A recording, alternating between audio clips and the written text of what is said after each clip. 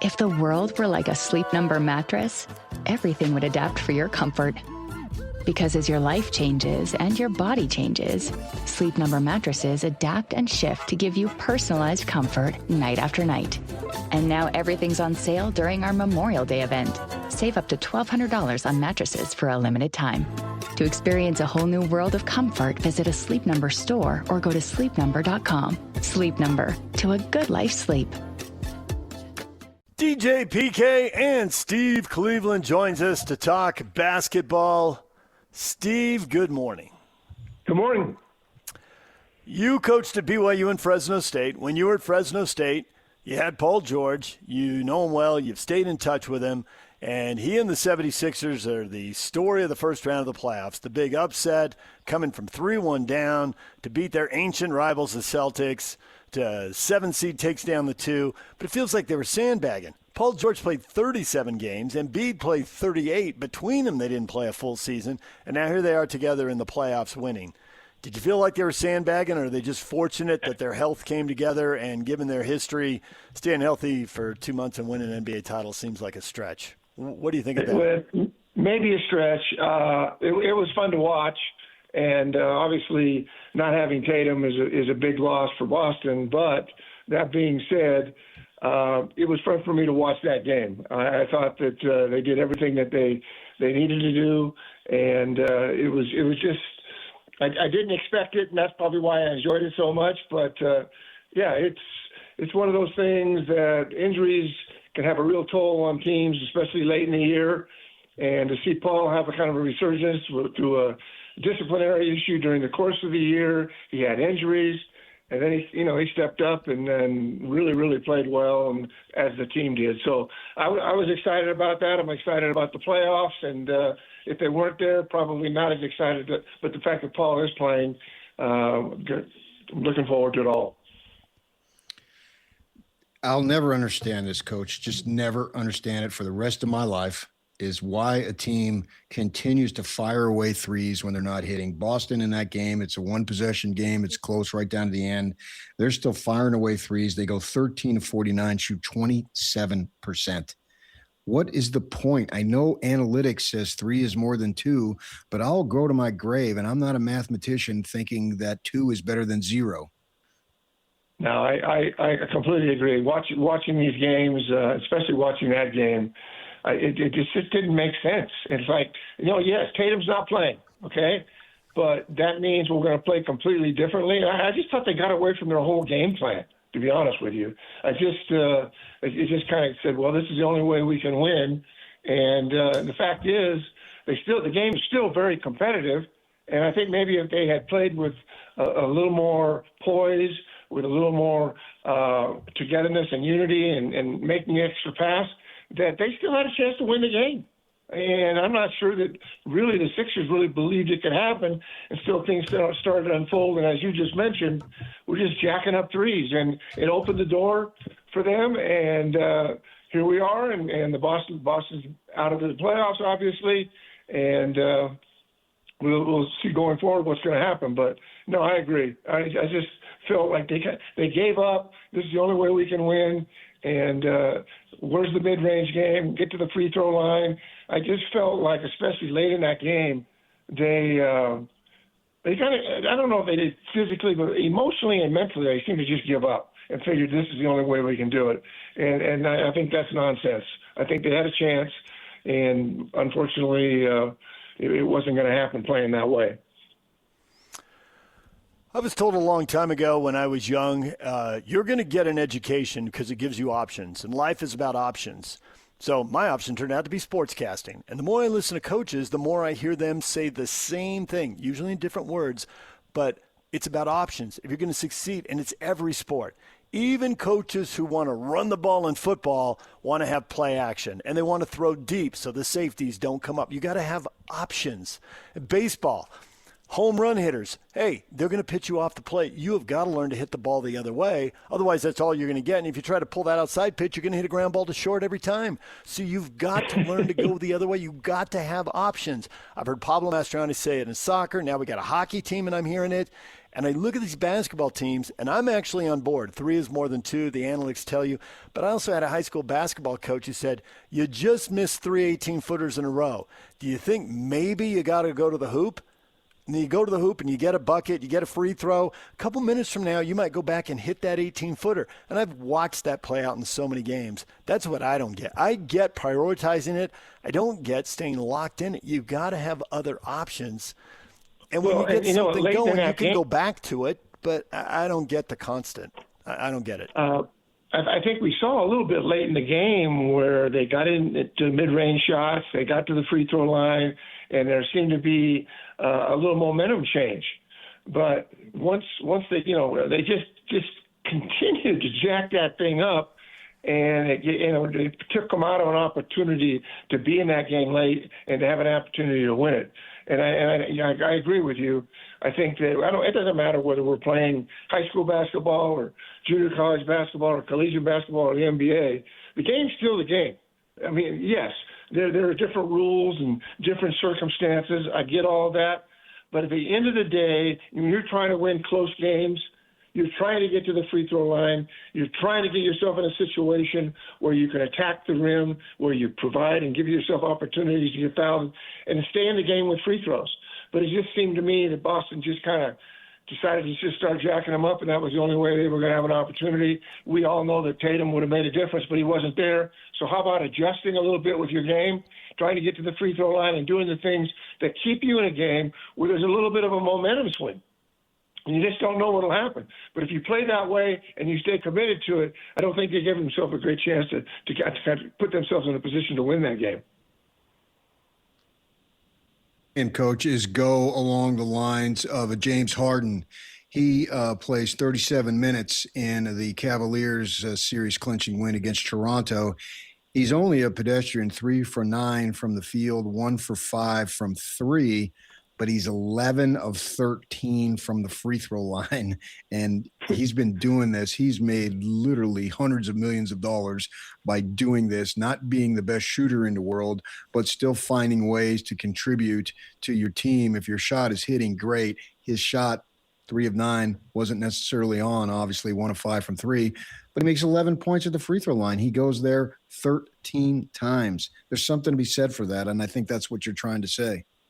Yes, I do. I mean, and I think because we think it's the NBA or we think it's collegiate or high school, honestly, the game itself hasn't changed that much. We realize the NBA, the three-point line is, farther away, and the game is played a little bit differently from high school to junior college to collegiate to the NBA. But the game is still the game. It's a purest game. These are the things we do. It doesn't matter. I don't care if it's a 10-year-old playing or a veteran in the NBA. The game shouldn't change, and regardless of what's going on. And I just felt like whether it was Boston the other night where they were just jacking shots up and continued to shoot the three. It's funny. Late in that game, they got to the rim and got to the free throw line, but then they came right back and they put themselves in a position again, long rebounds. And when you're shooting that many threes, what happens is the opponent gets long rebounds, and now there's transition baskets that wouldn't happen if you weren't just committed and yourself to the three ball. And I think, again, it doesn't matter what level we're talking about. The keys to successful basketball is getting to the free throw line, attacking the rim, shooting and making extra passes to get opportunities to get twos and to get threes, or to get to the point where you can hit threes and get fouled. And I was disappointed in the game plan. I realized your best player is not playing, but I don't think they gave themselves an opportunity to really win that game, because I'm not so sure that the confidence level in these games kind of wanes. And I was disappointed in that. And I'm thrilled to see that Paul could be there and be involved, and they could get a big win. But I just think they took the wrong approach, and consequently, it happened. But we hope Tatum gets feeling better and they'll come back. Boston's always going to be in the thick of it. They're well coached, and but it was one of these things that I think they probably they didn't give up. But the approach they took to trying to win this game just didn't make sense to me. Going big picture on the playoffs here, watching the regular season, and I know the playoffs are different. Watching the regular season, I thought the Thunder and Spurs are far and away the best teams. Now we get to the playoffs. 6 of the 8 series go 6 or 7 games. And the only 2 that didn't are the Thunder winning in 4 and the Spurs winning in 5. Are the Thunder or the Spurs the 2 best teams? Are they going to meet in the Western Final, and is that essentially the NBA title series?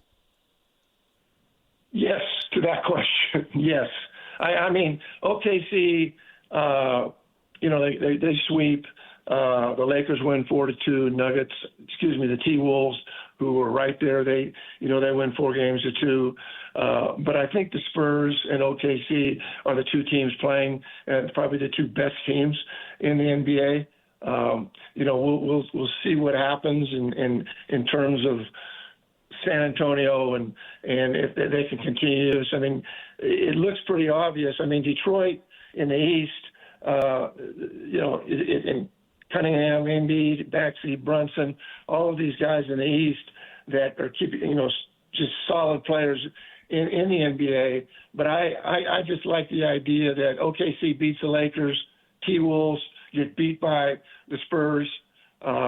You got San Antonio with Wemby and Castle, and I just think that the teams that we see right now, I just like this. In the Eastern Conference, I like the Knicks. I know that, I don't think the Cavaliers are there for the long term. Detroit obviously had a good year, but they barely hung on to win 4-3 against the Magic. So that's one of those things you never know till the end.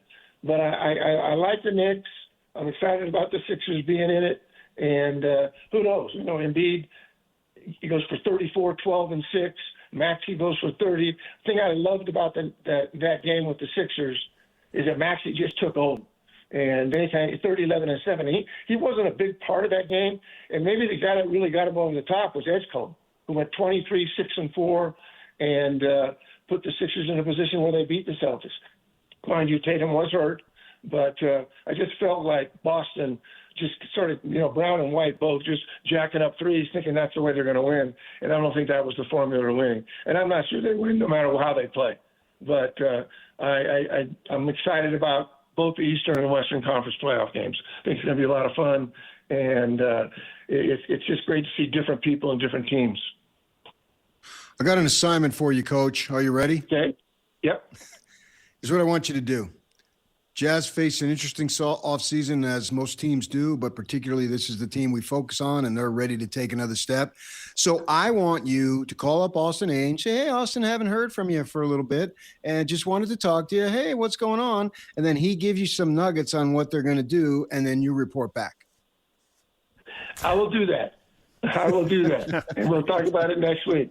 It's funny you should mention that because when Austin came in and we had a quick phone call, and I really haven't had any real communication with him.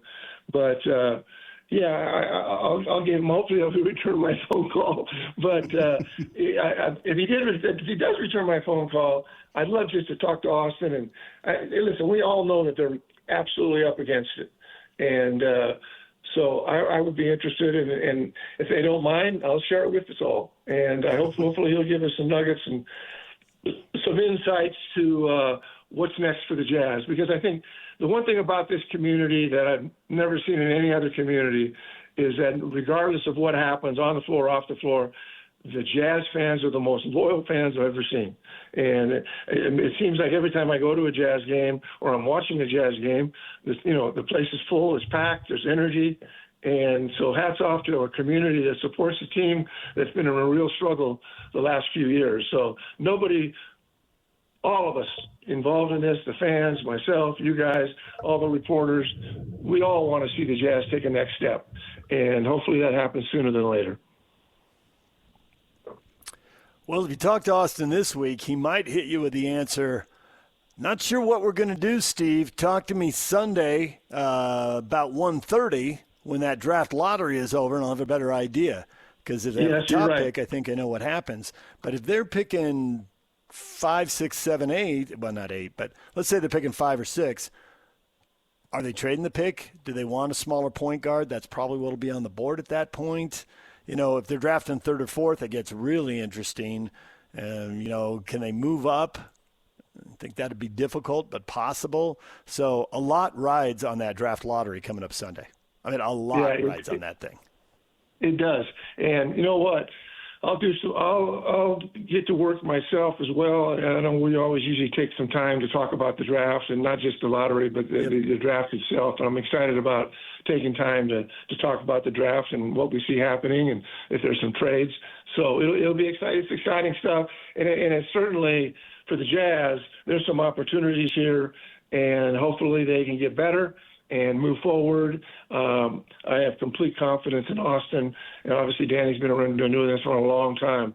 But I think we're all hopeful that we can take the next step, whether it's a trade or whatever the circumstances are. All of us here in Utah, I know, want to see this thing get better, and I'm supportive of them, and I'm hopeful that in the next year or two, and in my mind, the quickest way to do this is through trades and not through the draft, because then now we're waiting again for another 2 or 3 years. So hopefully a combination of both, and we'll see what happens next week. There you go. Steve, we'll leave it right there for now. We appreciate it. We will talk to you again next week. Good luck to you and your Lakers. I think you're going to need it. You're right. Hey, I'm not. I don't know. I'm always going to love the Lakers, guys, but they're not the team I would pick. Thanks. You're right. Yeah. All right. Hey, thanks a lot, Steve. We appreciate it. We'll talk to you again in a week. See you, fellas. DJ and PK, when we come back, Mike Folta joins us, radio play-by-play voice of the Utah Mammoth. The season is done. They've got some cap room to work with. They've got some guys to sign. What do they need to add to the club? We will talk with Mike about the offseason next. Stay with us. Welcome to This is Jay Scott and Ben Anderson.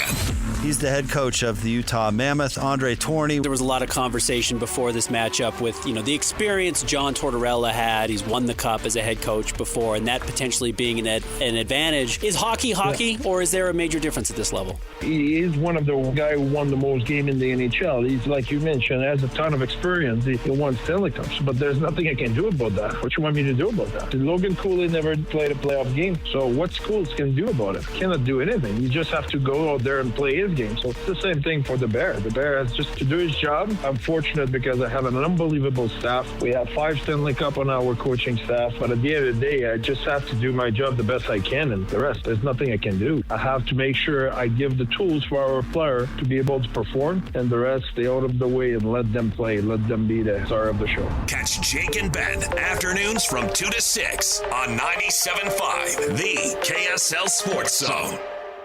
If the world were like a Sleep Number mattress, everything would adapt for your comfort. Because as your life changes and your body changes, Sleep Number mattresses adapt and shift to give you personalized comfort night after night.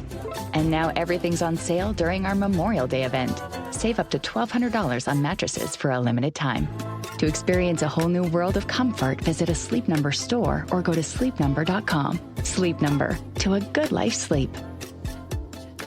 Our question of the morning, what is your evaluation of the Mammoth season? What'd you think? A lot of people here saying they need to be bigger and more physical. That is, I think, the lesson from that playoff series. Brandon said, great stepping stone, exciting. Lots of players now to trade and start tanking. Oh, see what Brandon did there? He took a shot across the bow of the Utah Jazz. Well, the good thing about it, we haven't heard anybody say, I want out. I'm not re-signing here. No, we've heard the exact opposite. Everybody wants back.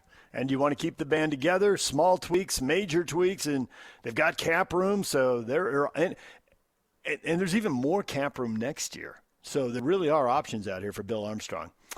There are options also for Mike Folta, but he chooses to speak with us before he disappears to play golf somewhere in central Indiana. Mike, good morning. Central Indiana? Boy, I got a 12:50 tea time over at Rose Park this afternoon. Come on, give me the golf part's absolutely right, though. You and everybody else in the NHL. It's just from a slap shot to a tee shot. It's a small tweak. You're ready to go. That's right. And for me, they're both not very impressive, but I got some time to work on it now. So starting to get into that off-season mode. We had exit meetings yesterday. We're going to hear from Bill Armstrong and management, we think, coming up in the next day or so. Not sure exactly when, but it's that kind of weird feeling where school's over, everybody breaks for the summer, and you're excited for the summer, but you wish you were still playing right now. And I think the Mammoth, everybody on that team thought they were going to be playing in a Game 7 on Sunday in Vegas, and here we are. So it was a good season for the Mammoth. It was unequivocally a successful season, but once you're in the fire, all you think about is winning that next game. And I think you can say it's a successful season, but that doesn't mean we all feel like it right now, and I think that's okay. Yeah, Mike, I think that happens in every sport. When the end comes, it comes so suddenly. You're on a rush, you're on a high. And even me as a old sports writer and now into radio, I've experienced it. You're all excited. And then when it ends, it's like a big crash. It's like, oh, what do you do now? I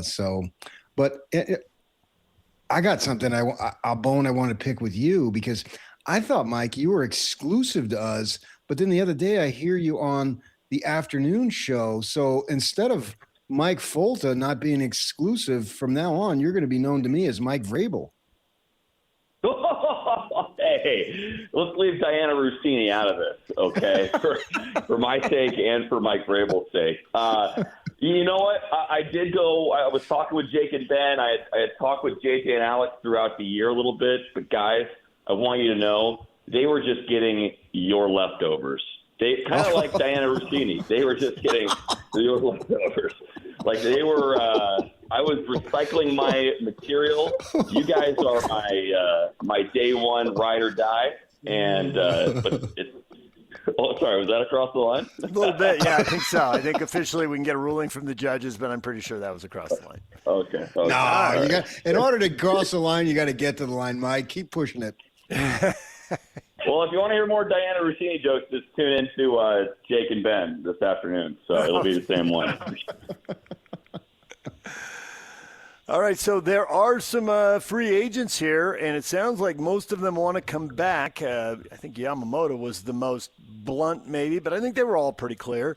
So what do you think is going to happen first as far as retaining guys? There's $14 million worth of cap room. Who do they want to spend it on? Where do you think they're headed with this? Can you bring the group back, or do they have to make some changes?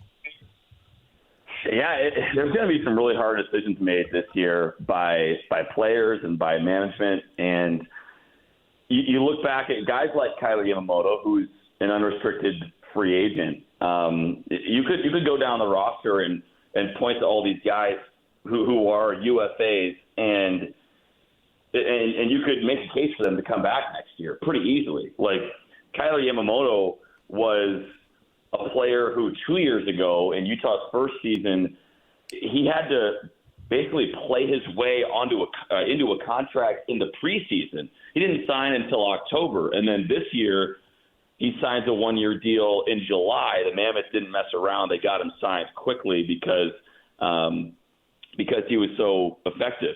Alexander Kerfoot is another guy who's an unrestricted free agent. Kevin Stenlund, like those are two huge pieces for you right there. They kill penalties. They're very good defensive players. Stenlund is your best face-off man. That's a big decision. Like what happens next there? Ian Cole is going to be an unrestricted free agent. He's 37. Nick DeSimone, another defenseman, unrestricted free agent. So do you bring those guys back? They were great whenever they were put in throughout the year. And Cole played in all 82 games and all the playoff games. So a lot of decisions could be made. And I don't have the answers for you as to who sticks around. But the thing you have to remember is there's guys coming up. There's prospects. There's draft picks that are coming up through the system. And a lot of them had really impressive seasons at their respective levels. You're talking about T. Jaginla, who scored almost a goal a game in the WHL. He'll have a great chance to make the team.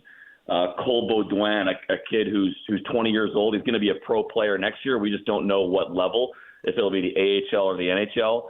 He was one of the most decorated players in the Ontario Hockey League this year. You've got Caleb Denoyer, who was taken 4th overall last draft by the Mammoth. He'll be 19, and he'll have a chance to make the team as well coming out of camp. And you can go on down the list. There's a bunch of guys like that who are waiting for their turn to be that next guy coming up. And I think that's what we're going to be talking about for most of the offseason is can those hot shot prospects make the team? But that absolutely is going to factor into who can go and who will stay in terms of these unrestricted free agents. Yeah, this reminds me, are you a Cubs fan at all? Funny enough, I was sick of all the Cubs and Reds fans around me, so I veered off the road and went to be a Cardinals fan growing up in Indiana. Okay, that's cool. And I can respect that because I've done that my whole life, where everybody zigs, I zag, or vice versa. But it reminds me of maybe two guys that come to mind in baseball. Chris Bryant, when he was drafted, kid out of Vegas, and I think he went to San Diego, and he was taken high. And then Mike Trout, a kid out of South Jersey. You kept hearing about those guys in their respective minor leagues for the Cubs and the Angels. I went to a Cubs spring training game down in Phoenix one time. It's just south of ASU, not very far, Sloan Park. And it was like 2 hours before the game, and everybody was waiting for Bryant. He was going to come out of the clubhouse and go work out at one of the fields in the back, not even play in the main game. And the line for him to maybe get an autograph or to see him was just incredible, because I went over and I go, what's all the fuss about, right? And so now I keep hearing these guys in the Utah organization, and I'm just wondering, as you look at them, what have you heard in terms of any of them being a Chris Bryant or a Mike Trout? Because obviously they made major impacts, and I realize Bryant has gotten hurt. But when he's with the Cubs, they won a World Series, and Trout has had a resurgence and is probably a Hall of Famer. And I wonder who among these guys, because we've heard so much about them, can really be a star at the NHL level. Yeah, it's interesting. I think you hear about all of them, to be honest. All you have to do is talk to Bill Armstrong for a couple of minutes, and he will. You could be talking about the weather, and somehow he would work the prospects into the conversation because I think the organization is that excited. And honestly, guys, that's why contracts are being structured the way they are right now too. You look at Bill signing guys to longer term deals. Guys that he wants to keep around that are going to help the team, but those longer-term deals also help keep the AAV down as well. Like you think about signing Cooley to an 8-year, $80 million deal, that's $10 million a year. It sounds like a lot, but if you were to wait a year, if you were to wait, at the end of this season as opposed to signing that deal in October, his price is probably going up. So, and the same thing for Dylan Guenther, who they jumped on really early. They're trying to keep the AAV down for these guys and sign them as early as possible because they know there's going to be some elite players coming in. And, I'm really excited about T.J. Ginla. He's a guy who has an elite shot. He's got a ton of skill. He's the son of NHL Hall of Famer Jerome Ginla, so he's got some great lineage. He's an incredible kid, too. Like when you meet a young player and you just have zero doubt that they're going to be a star because of their temperament and their character and personality. Like that's T.J. Ginla. We've seen him in the preseason. It's gonna be an adaptation for him to get ready for the NHL game compared to what he's been going through in juniors. But like his skill and his shot, like that translates across any level. So there's going to be, an elite scorer in a few years. We're hoping that you're getting into the organization. Another guy you're hearing about is Michael Robel, a goalie from the University of Massachusetts, the mighty Minutemen.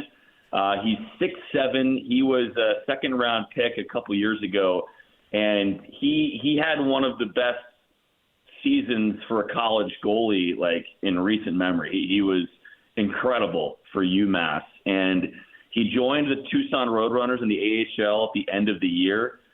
Played a few games with him, looked really good. I don't know how quickly we'll see him in the NHL, but we have another goalie that could be making his way up in Michael Robel. I think everyone's really excited about him. And then also, guys, we still haven't seen a ton of Daniil Boot and Dmitry Simashev. These were two first-round picks from a couple years ago that got their toes wet this season, played a little bit, and showed some really good things, but still needed some ripening. They spent most of the year in the minor leagues where they were dominant. Like when they were in the minor leagues, Daniil Boot was a point-per-game player, and Dmitry Simashev was maybe the best player on the ice with Tucson. So I think you're expecting those guys to take another step heading into training camp this year and compete for, positions in Utah's lineup. So it's exciting. It's all exciting, and we're going to see how it unfolds at training camp. And then once we hit free agency on July 1st and the draft, and the Mammoths have a stockpile of weapons and prospects. And here's the other thing, guys. Don't be surprised if some of these draft picks or some of these prospects get traded away for current players, just because the Mammoths have that ability. Yeah, it's a Josh Doan story then. It could be. And look, I think we all thought Josh was going to be a great player. And his timeline wasn't as much in line with what Utah needed. And the Mammoths were trying to bring in that elite scoring threat because they were missing that 2 years ago. They weren't missing it as much this season. They had 6 different 20-goal scorers, including J.J. Peterka, who came over for Josh Doan. Honestly, like if you would have told me Josh Doan would have had 25 goals this year with Buffalo, which he did, I don't know if I would have bought that. But give credit to him; he had a great season in Buffalo. But yeah, absolutely, be ready for big swings from this organization because I think the Mammoths want to make it known that they're stepping into their championship window, if you will. There are decisions where it's not just yes or no, sign him, let him go. I'm intrigued by someone like Barrett Hayton because if you're in a salary cap league, I just read a story about how the Dolphins had this with Tua Tagovailoa and went the wrong way. They tried to sign him early, like you said, keep that average annual value, right? And it bit him, and it cost the GM and the coach their job, right? Because Tua just didn't produce a high enough level. And now the same thing with C.J. Stroud, who had a great year, but now the numbers have dipped a little. And for the Mammoth, that's Barrett Hayton. Because he was a young guy on the way up, got to play some of the top line, had a 20-goal season, 46 points, and you're wondering, well, is he good for 25 or 30 goals? Can he turn in 50 or 60 points? Where's this going to go? And it went backwards this year. And so you could give him a longer-term deal and figure he's going to bounce back. You could let him go and make way for these young guys who might make a great transition, but maybe they struggle and need some time. And I read this one story that it was predicting somebody who knows Bill and has been following him way longer than I have, right? I've been on 2 years since the team moved. And they were predicting that he'd probably give him a 1-year deal, let it say, okay, best 2 years out of 3, Barrett, and you got to beat out these other guys who are moving up. But if you do it, and, guys have bad years sometimes, maybe he is 25 goals and 60 points next year. Maybe he bounces back and earns that big long-term deal. You have any feel for that? Because there's 3 potential options. And I didn't count the 4th you just brought up, which is sign him, put him in a deal, and move him. And somebody else wants to take that chance on him. So Barrett Hayton's an RFA.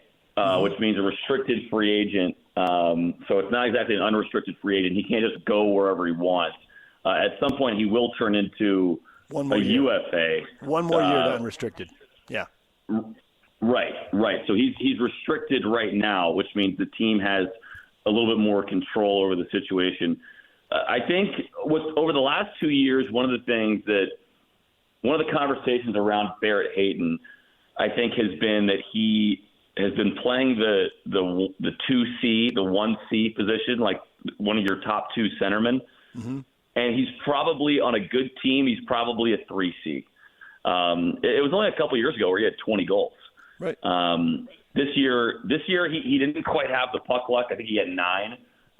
So you're right. Like the numbers dipped significantly, but he also didn't see as much time that high up in the lineup. Like He got moved down, and by the end of the season, we saw him slotting in that 3C neighborhood or even 4C in the playoffs. And guys, he was hurt in the playoffs. Like he played one game. He was playing banged up.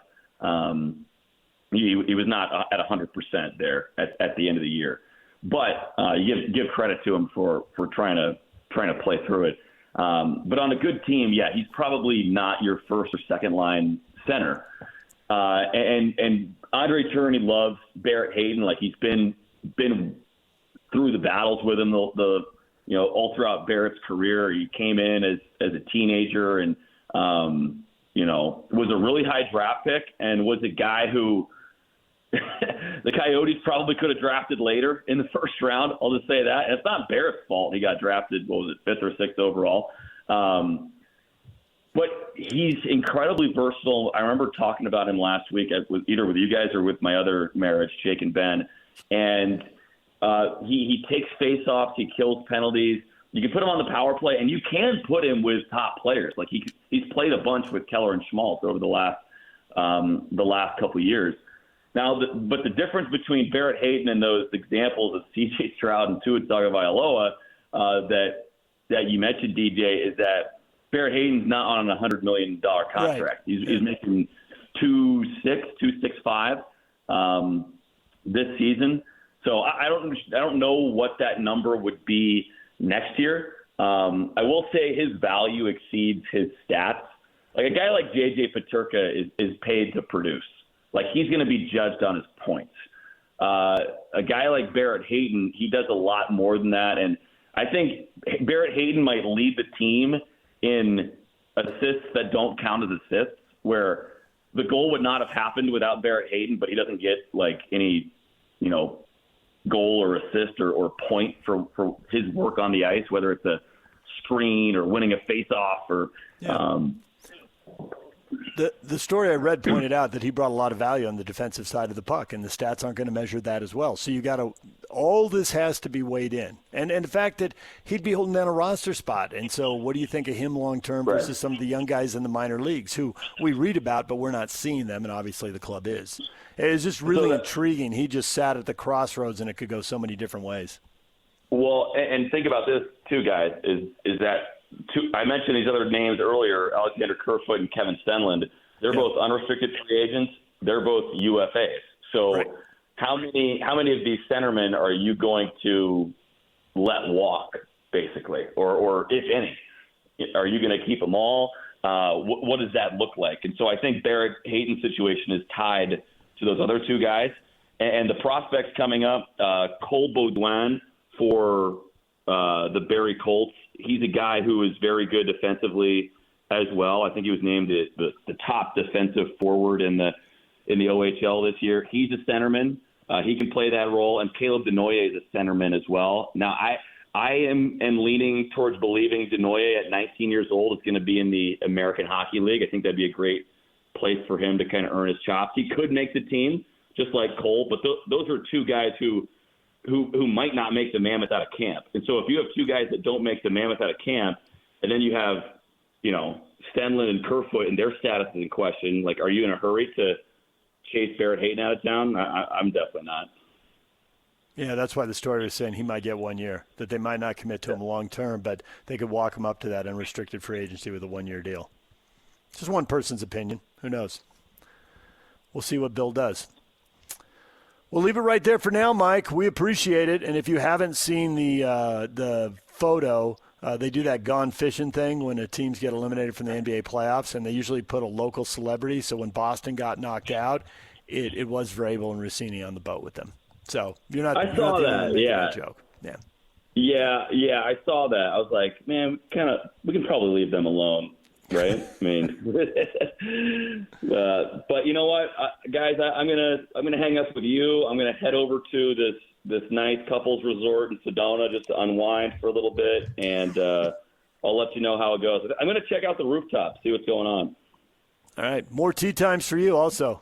Let's go. Okay. All right, we'll talk to you, Mike. Yeah. Mike Folta, radio voice of the Utah Mammoth. More in a moment. DJ and PK, it's 97.5, the KSL Sports Zone. 3, 2, 1. This is Scotty G and Coach Tim LeComb. Joining us now, Big 12 Radio, one of our favorites, Ari Temkin. Much of their plan around next season and being the favorites in the Big 12 depended upon Sorsby being the starting quarterback. Looks like Will Hammond, who tore his ACL last year, is going to be the starting quarterback for them. To me, I'm operating under the assumption that Sorsby will not be playing quarterback for Texas Tech and will not be playing in college football again. I was arguing that even with Sorsby, BYU should be in the conversation with what they bring back. I mean, Tech has a ton of talent, but BYU brings back significantly more players. I think without Sorsby, BYU is firmly in that favorite discussion. I think Houston, too, based again on what they bring back. Arizona's another team that should factor into the top of the conference. I think you can make the case that both Arizona and Utah should also be in that conversation. Catch Scotty G and Coach weekdays from 10 to 2. Presented by Mountain Land Supply on 97.5, the KSL Sports Zone. If the world were like a Sleep Number mattress, everything would adapt for your comfort. Because as your life changes and your body changes, Sleep Number mattresses adapt and shift to give you personalized comfort night after night. And now everything's on sale during our Memorial Day event. Save up to $1,200 on mattresses for a limited time. To experience a whole new world of comfort, visit a Sleep Number store or go to sleepnumber.com. Sleep Number, to a good life sleep. This Mother's Day, give her more than just a gift. Give her comfort she'll feel every single day. Now enjoy special Mother's Day deals, 50% off any regularly priced blanket with the code ZONE50. Shop online at minkycouture.com or in store. PK, earlier this morning we were talking NBA playoff basketball. What do you think about the whole hot take we got from one fan on our Facebook page that the Jazz really took it to Cleveland and Minnesota in these deals? Fleeced them. You buying that right now? Do you want to separate those two teams out? What do you think? Well, you said that you can't put them in the same boat, and that's an absolute literal fact, because if you put Mitchell and Gobert in the same boat, there'd be man overboard. Not sure which one. I like it. I see what you did there. A little battle royale, WWE style. I've been waiting an hour to say that. I wanted to say it, but there was some confusion there. I thought I needed to tee you up for that. I didn't know why. I just had this vibe. I've got to tee him up for that. He has something to say. So that I think that is something that you grade along the way, and it's something that's incomplete right now, because I don't know that you can look at it and say, well, they fleeced this team and this team fleeced them, because you have to, and I wouldn't go as far as Jose Ortiz. I wanted to smack you in the head when you went that far back.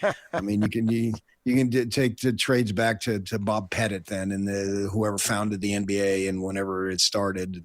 And so you have to let a bunch of stuff play out to see what's going on, because your point is well taken. The Jazz haven't done anything. So who did they fleece for anybody? Right. They're not even in the playoffs for the last 4 years. And it's all about pro sports is about winning from the management perspective and the player perspective and the coaching perspective. These guys get paid to win basketball games. Myself, I can look back, and as I did with the Mammoth, and say, did you have fun watching them and being part of their team from a fan this past season? Well, if you did, then it's a success. Well, at their level, it's a whole different form of evaluation and criteria. It's about winning. And they haven't done that. We know why they haven't done that. And they're going to try to do it to a much higher level now. So you get a better evaluation of it. And what happens to these teams? You look at Minnesota, and did that trade get them in a better position to win? Now, you can't look at it and say, well, they didn't win it all. Obviously, they haven't won it all, I should say, to be grammatically correct. You don't want to evaluate it based on winning it all, because then there's only one team. All their moves were going to be made. Well, they were good moves. I think you have to ask yourself, did it make the team better?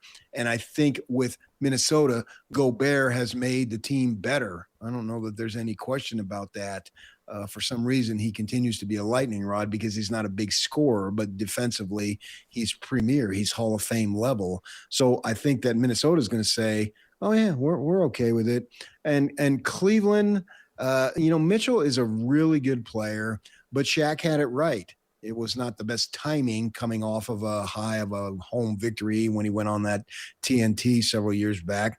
But when Jack said, Mitchell's not the kind of guy that is going to take you to the title, he's not. But there's so few of those guys. It's not really a criticism of Mitchell because he's a very good player and he's an all-star caliber player. Did it make Cleveland better? I'm not sure.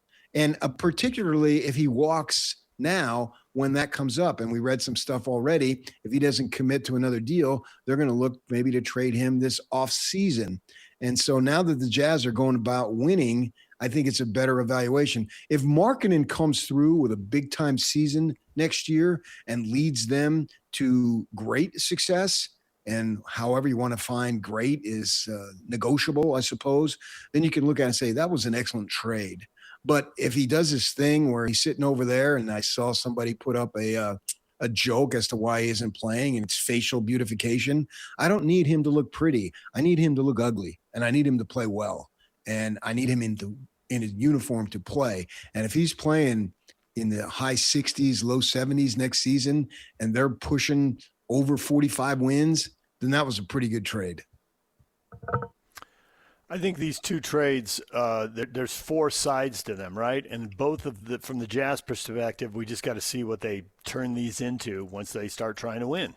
And with Cleveland, it's very much up in the air. I mean, we're sitting here saying it's up in the air now. They win 2 more playoff series. It's not up in the air. It was a win. It was a big old win if they can win the next 2 playoff series. Yeah, but they're not going to. For Minnesota, I think that Minnesota, it's a win. I think Minnesota's got to look back at that trade and think, we could get to the playoffs, but we got to get there and win. And as a franchise, they haven't been able to do it for years and years. Right. And now they are. Right. They are winning playoff series now. And that extends people's employment. Orlando has just fired their head coach this morning. Jamal Mosley's out. He was there 5 years, 3 playoffs, 3 first-round exits.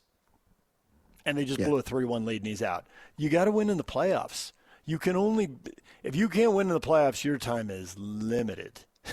You're going to be gone. In a way, Mosley's lucky he got 5 years. I mean, they were building, plus they were a little on the patient side, and a combination of the two got him 5 years. There's plenty of coaches that only get 2 or 3 years. We always bring up Jeff Hornacek, right?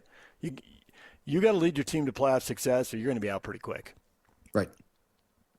And Minnesota's doing it. So I think it's a Minnesota, like, we like it. Now, in the end, maybe we describe it as some win-win trade, but I think the Wolves, they got what they wanted. They're getting playoff series wins. I also think there's a little bit of a PK difference between the trades, too. Hold on a second before you go. Is that the Jazz had to get rid of Mitchell. Gobert, they didn't necessarily have to. He would have stayed. Yeah, there was more pressure. You're right. There was more pressure in the Mitchell deal for sure. All right, DJ and PK, more in a moment. Stay with us right here on The Zone. If the world were like a Sleep Number mattress, everything would adapt for your comfort. Because as your life changes and your body changes, Sleep Number mattresses adapt and shift to give you personalized comfort night after night. And now everything's on sale during our Memorial Day event. Save up to $1,200 on mattresses for a limited time. To experience a whole new world of comfort, visit a Sleep Number store or go to sleepnumber.com. Sleep Number, to a good life sleep.